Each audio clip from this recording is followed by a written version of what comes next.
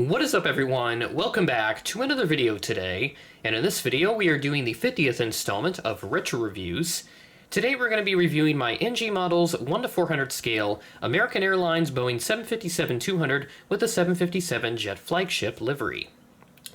We've reached number 50 in the Retro Review series. Very excited to finally be at that mark as we've hit it, with this now being a weekly series on the channel. So I acquired this model in the spring of 2022 on a trip to DG Pilot. Wonderful store as always. Haven't been back there since, so I'd like to get back there at some point in the future. Don't know when that will be, but hopefully it is soon because it is a great store in downtown St. Paul, and I highly recommend checking it out if you are in the area. With that out of the way, let's go ahead and take a look at the box itself. I remember getting this broken because there was a horizontal stabilizer that came off on it. Thankfully, there was no significant damage to the model, and it has remained in there since. So here is the box. We've got the Boeing 757-200 titles up here with a little bit of a shadow effect added to separate it from the background, the gray-silver color. Got the old American logo there and also there as well, and I think, if I remember correctly, I think the 737 box lines up accurately. So let me grab that real quick and figure out if that is true or not, because I think they released both at about the same time. So here it is, and that would be correct. The box design does match, as I would have expected. So very nice job by NG to replicate that very well with the boxes, despite them being different sizes. So that is a great effort, and we love to see it. So that is awesome. We have the old American Airlines logo down there, registration November 679er Alpha November, NG logo, and the Boeing license disclaimer.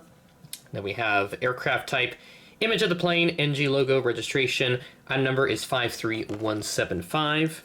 And on this side, Boeing 757-200, American Airlines logo, NG logo, and 1 to 400 scale, collectible models, die-cast metal. And the back side has pretty much the same design as the front, but with the adult collectible warnings and big barcode at the bottom, Boeing license disclaimer, and NG's socials, which unfortunately are not active anymore because for some reason, or at least the Instagram handle specifically, Instagram terminated it for some stupid reason. I don't know why.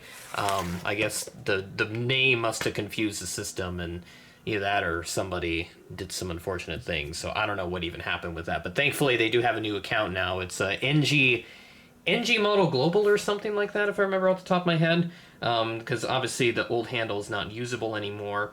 It is NG Model Global. So if you are still looking for it at this point, that's their handle. So go follow that if you want the latest NG model news. So here it is, the American 757 Jet Flagship by NG, a wonderful model here in my collection. And this is the first time I brought the NG 757 on, since this is the only retro 75 that I have from them at the current moment. Well, alongside the Delta Flot 752, which I don't know if I will be selling that to a friend here, which I've been told the last few years he does want it, but been waiting to meet up with him at an aviation convention. Has not worked out exactly just yet, but hopefully it does soon, because I'm sure he would love to have it in his collection. But anywho, let's go ahead and begin the review as we take a look at the front of the aircraft. We have the nose cone with a little black tip on it. We have the orange section of the livery coming into play. Here's the cockpit windows, and then we have a little American Airlines logo, which they put an orange outline around. Looks a little messy, but it's not horrible. We have the L1 door, then we have the landing gear for the nose section. I think that says 5 Echo Lima as the fleet code on the nose gear door there. And then we have, there's like some little black bars on top of the L1 door there. Let me see if I can get that to view. Yeah, it looks like just might even be text or something, but I cannot see that. It is way too small, and if I zoom in any further, the camera is not going to focus on that, so we'll just have to leave it at that. But if it does represent any text, if it does resemble anything, please let me know in the comments. I'd love to hear what it says. Then we move into the American Airlines titles. There's the L2 door right there. Very nice. 2 antennas, one on top and one on the bottom. And then there's the lovely RB211 engines that come into play with the elements of the livery applied to it really well. There's the landing gear right there as well. We move towards the back of the aircraft, which is pretty bland, I guess, or not necessarily bland, but it's pretty empty here on the back, minus the orange sheet line that goes underneath the passenger windows. There's a fleet code right there, which is 5 Echo Lima. November 679er Alpha November's registration. There's the L3 door, and then we have 757 Jet Flagship just underneath the American Airlines tail, which is right here, which just has the American text and a little orange accent on the side, cut out to fit the rest of the American titles. There's also the American flag on the top as well. Flip it over to the other side of the aircraft where we shouldn't have too many different details here. Again, try to get as close as I possibly can with this camera for the focus so that you can see what's going on clearly.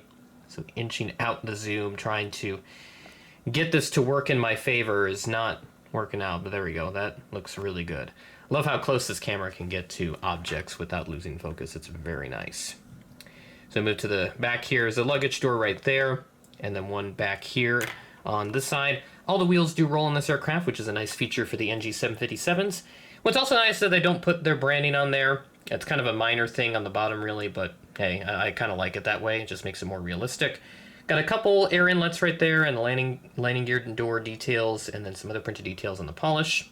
And then one of the horizontal stabilizers, I can't remember which one broke off. I think, well, there is super glue applied on both sides, so I don't know if both came off or something, but yeah, that's just how it is. And then there's the top of the aircraft, a couple printed details included on there as well. So overall, a nice little model from NG, highly recommended, but it is hard to find at this point. I know, I think Gemini Jets did it as well a long time ago. That example is also very hard to find, but obviously more people are going to search for the NG rendition since it is of higher quality. So now, we'll go ahead and take a look at the real-life aircraft's history. This first flew on December 15th of 1998, and it listed a Boeing test registration, November 1800 Bravo, and it was applied to it just 3 days after it flew, so I don't know why they waited until 3 days after it first flew to get that test registration officially applied and registered. But it did get delivered to American at the start of the new year. November 679er Alpha November is the registration, and I think it got this livery right out of the factory. It may have been a little bit before until they applied it, but sometime while it was with American, though, it did get repainted and it was fitted with winglets. She was retired by American in 2017, put into storage, converted to a freighter, and then went to DHL Air in November of 2018, given a British registration, Golf-Delta Hotel Kilo Uniform. And then she went to DHL Air Austria, November 2021, got an Austrian registration, Oscar Echo-Lima November X-Ray. And as of recording this video in October of 2024, she remains active with DHL Air Austria. And that'll do it for this episode of Retro Reviews, number 50 in the series, as we are now in the midst of December and the holiday season. So hopefully you and your loved ones are having a wonderful holiday season. And I look forward to continuing to produce all kinds of exciting content as we close out the year. Hope you guys have been enjoying all the Florida trip content at this point. It's been quite fun to make it, even though as I record this yet, I've not yet gone on this trip. So again, always getting ahead, excuse me. I like to stay 10 steps ahead for this retro review series, since this will enable me to have multi-weekly videos, and especially with the recent trip content, which will up the frequency at least temporarily. And there may even be some extra videos, who knows, because I have not yet gone on this trip, but I'm sure you guys will obviously see what videos I have out by the time that this video is posted. With that being said, that is the end of the video. Thanks for watching, and I will catch you in the next video.